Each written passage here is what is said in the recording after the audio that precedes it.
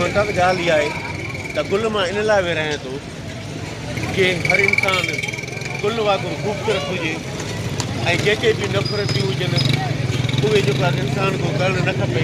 इहे जेके असांजी सिंध धरती आहे न पाक धरती आहे, हिन में के बि जहिड़ा झगड़ा न हुजनि। जे गुलाब जे गुल जीअं मालिक कंदो असांजी सिंध जा जेके बि नौजवान आहिनि खिलंदा वञनि।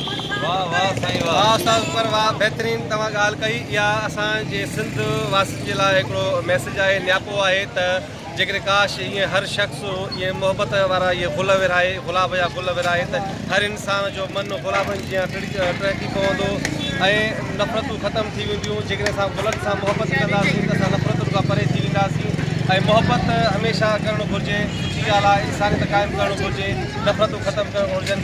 ऐं मां इहा दुआ थो घुरां त असांजो सिंध जो हर कोड़ो पको नौजवान ॿार जेकॾहिं काश इहे ई मोहबतनि वारा गुल विरहाईंदो रहंदो त उनजी वॾी महिरबानी थींदी। ऐं असांजो उस्ताद अकबर खे सलाम था पेश कयूं त हिन हिकु नई रवायत क़ाइमु कई आहे गुल विरहाइण जी ऐं असां हुनखे ख़राजी नसीब पेश कयूं था। वॾी महिरबानी तव्हां वरी पंहिंजा गुल विरहाईंदा रहो, दोस्तनि खे गुल ॾियो।